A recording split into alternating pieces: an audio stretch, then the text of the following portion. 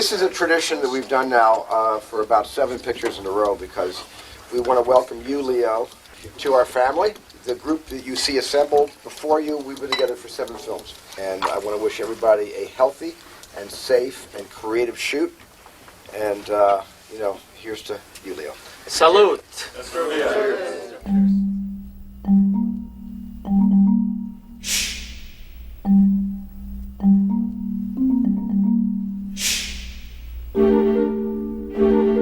When I wrote Catch Me If You Can, I was about 28 years old. I never dreamed that it would really ever be a movie, and certainly didn't realize 20 years later it would be the movie that it is. When Leo's brought around, we come up like this. We come over to Leo here.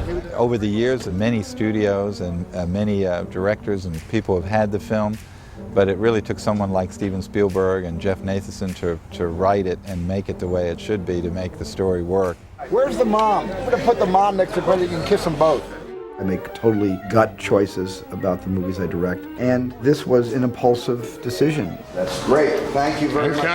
Good. You know, I have been tracking Catch Me If You Can for about 1.5 years inside our own company. Love the different versions of the script that Jeff Nathanson was writing. When I was a little bit in doubt whether I should, follow minority with this, I had a reading. And I had my wife Kate and her friend Dina and Dina's kids and my daughter Jessica and her friend. We had 8 women reading the script out loud to me. I didn't participate, I just listened to it. And at the end of that read, I was absolutely certain that I couldn't wait to make this, to sort of share it with you. It's kind of like I've sort of done a big table read myself, and I made a movie out of that table read. I love the story about how you got the cops off the gates. You realize the scramble did that scene. Right. I was sent a tape of Frank Abagnale Jr. talking about his life, and I listened to it, and it reminded me of the stories in the movies that I grew up really loving in the 70s. Butch Cassidy and Sundance Kid, or Sting, or One Flew Over the Cuckoo's Nest. Films that sort of highlight people who are working on the wrong side of the track and who are going against society, and yet you sort of can't help but root for them because they're so incredibly charming. I read the book, and we brought the book to DreamWorks. We started developing the project from there with Walter Parks.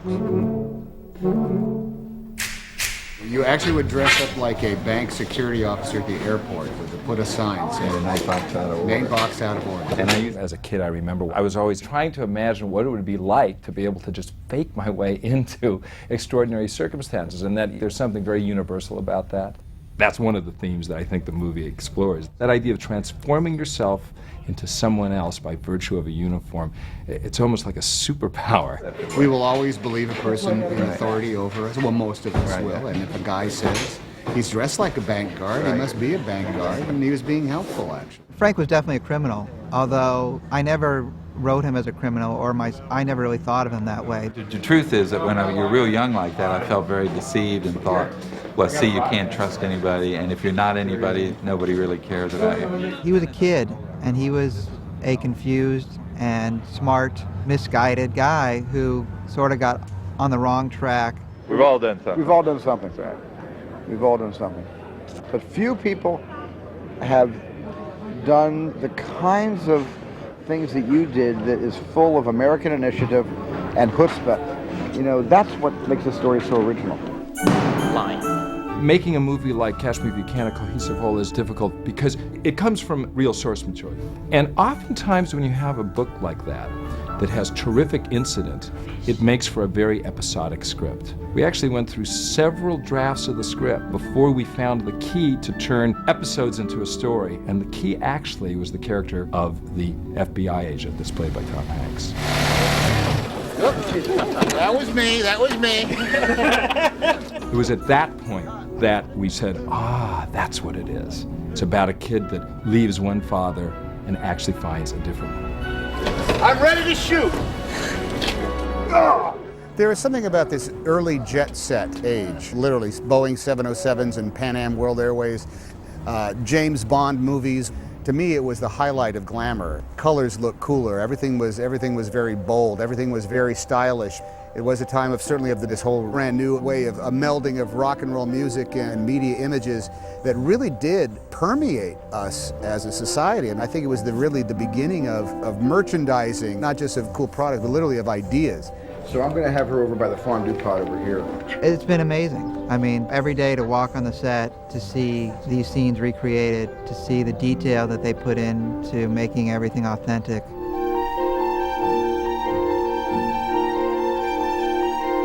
I love doing period films. I love being absorbed in a completely different world and walking around in an environment where all the sets and all the characters are dressed in period costume. To me, it makes everything slightly surreal. It brings you more away from you, who you are in modern day.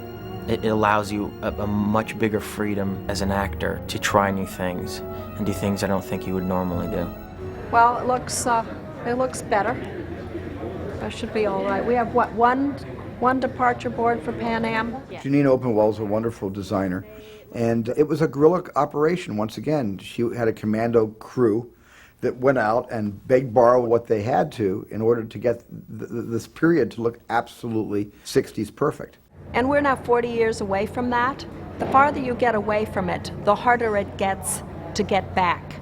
So we spend an enormous amount of time taking stuff that's bad out, hiding it with bushes, hiding it with boxes, painting it away, finding creative ways to disguise things. That's how you slowly peel it back until you feel like you're where you're supposed to be.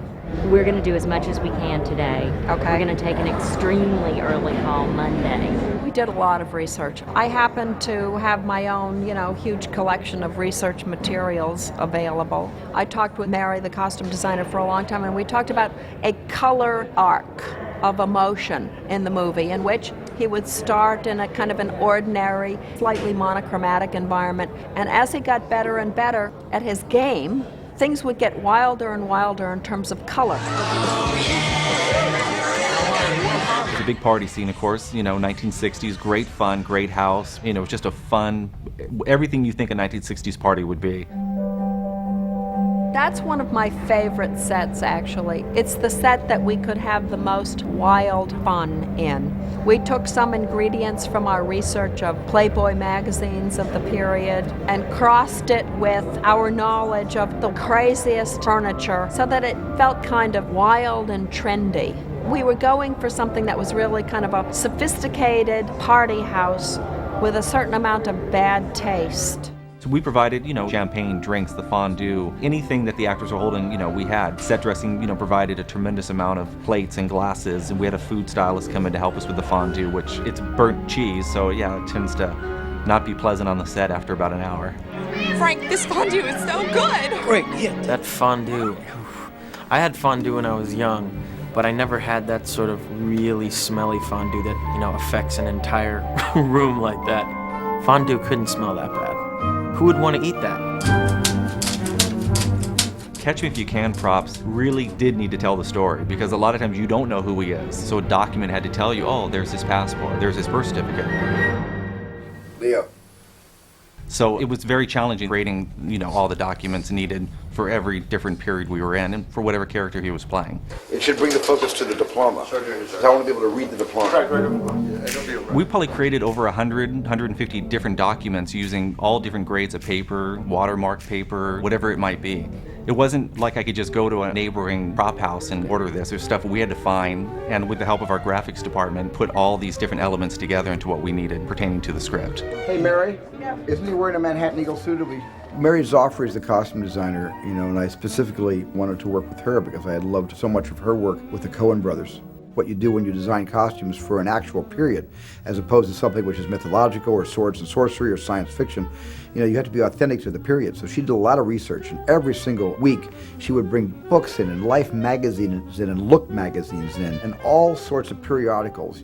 We would pour through them and almost laugh at the kind of clothes that people wore back then. My God, it was awful.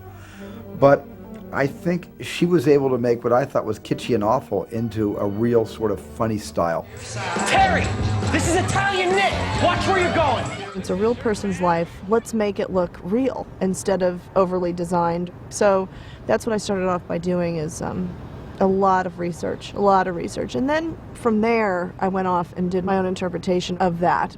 When I first read the script, I thought, oh, he's in his pilot uniform an awful lot. And then I read it again, and I realized that he had 100 wardrobe changes. 100, that's a lot. Say cheese. There's about 130 day players, and there's about 3,000 to 4,000 background in this movie. So we have a lot of purchases that we got on this show, and we rented from all over Los Angeles. I think we wiped out Los Angeles completely of 60s because there were so many different looks in this movie. We had New York City, we had the South, we had bathing suits, and we had sexy girls, and we had Southern belles. You know, you name it, we used it. We used a lot of different stock. And then when we go to France, it's a whole nother look. There were certain things that we did to just sort of help tell the story, because Frank has so many different changes and so many different looks in the movie, and he's in so many different places. I mean, how do you make it easier for the audience to kind of sense that you're in a different place? So I did a lot of play there with the palette of the film. Move up, yeah. I'm not sure if this is the move, but That's stop. Janusz Kaminski, my cinematographer, and I decided to play against the darkness of both AI and Minority Report, and instead concoct a rich dessert with Catch Me If You Can. Colorful, using a lot of primary colors, celebrating the cars of the 60s, celebrating the costumes, the pumpy hair with the flips. I mean, it really is a movie about hair and makeup and wardrobe and style. Now we can cross, we put the table here, we can cross all the things on the table. And people drinking and... Yeah, we have to raise the table. Yeah. That will work. Visual approach was really simple. Let's have fun. Let's not make it too serious. Let's make it a little bit of a comedic, and let's create a world that's slightly idealistic. Let's create a world that's slightly champagne-like, you know. And the lighting reflects that. That's fantastic. That's really great. It's very colorful. You see all the colors. You see the pink, the blue, the green, the yellow, because that's the movie, you know, full of humor and really kind of a bizarre and humorous situations. And also there's some really, really serious storytelling. Hey, where are you taking him? Let me in the car. Come on, let me drive. Come on, get out of the way.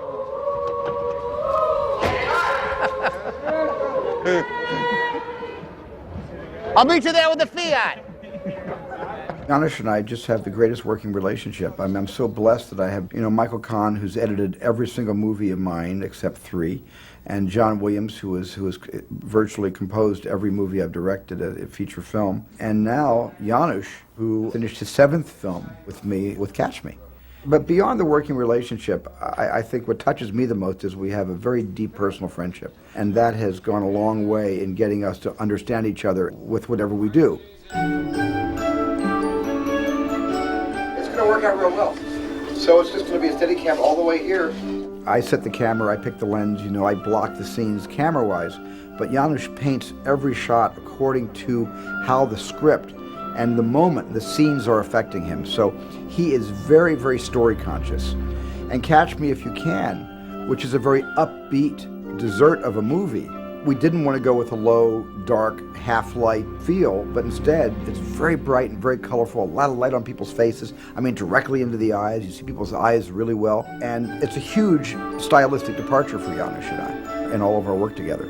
Janusz, how's this for Leo, for more profile? I happen to like Catch Me If You Can simply because it was non-effect driven. It was pure drama. People are talking and talking about human emotions, and the actor's performance conveys those emotions and lets us feel what the actors feel. And I like that kind of storytelling. Leo, where do you see how fast we move when we make movies? I heard. It's real fast. Just put your seatbelt on. The movie is as sleight of hand as Frank Abagnale's various characters in his real existence. And part of that sleight of hand was making this picture in just like 52 days in something like 147 different locations, all throughout Los Angeles, New York, and in Canada. And it was a lot of moving around. And I have never worked faster in my entire life. $1,000. Cut! Really good. Now just give me one faster with all the cues much tighter. Sometimes we would have 3 locations moves in a single day. 3 actual moves in one day. Let's do it one more the same way, except they'll talk faster. Talk faster. And Leo and Tom might walk a little faster. Yeah. And just be aware of that. That's ready for that. Wait. Talk and walk faster?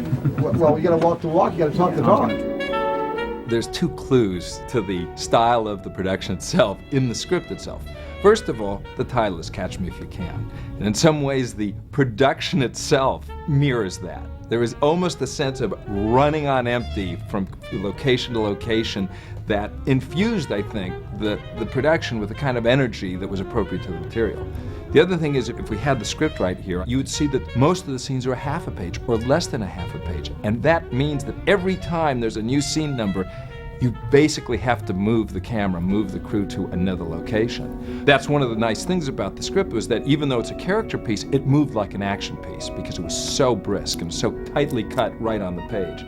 It's a huge task where you actually, every day we had to change locations. Every day the trucks would move. Every day we would have to pack up and start again. It was the fastest paced film I've ever worked on. I mean, I had the flu for most of the film because I never got a second to recharge my battery. We were constantly moving. One more!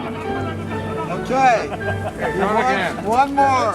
It was very exhausting, simply because of the logistics and the physical task of moving from one location to another to another. That was what was good about it. It was like a theater group or something like that. We were constantly creating things on the day and moving to a new location and saying, okay, what if we completely change this around? So I'm going to add a couple of lines. Can I have my script? This frenetic pace, I think, gave the movie so much life and energy. You see the sheet fills the frame, and the sheet is like this, and she's taking it out like that and walking it this way. It reminded me of the best times I used to have in television when I was first getting started cutting my teeth on Marcus Welby, where you had to really move fast and quickly. As Leo runs, you can come right from that room over there running straight down here. In this case, I think by moving fast, it kept momentum going, and the movie just speeds through its storytelling process. And we paused and let Leo, that energy somehow got into the cast, got into the storytelling, got into the way the camera moved, and the whole movie feels like it's on a fast track. Thank you, guys. That was quite thrilling.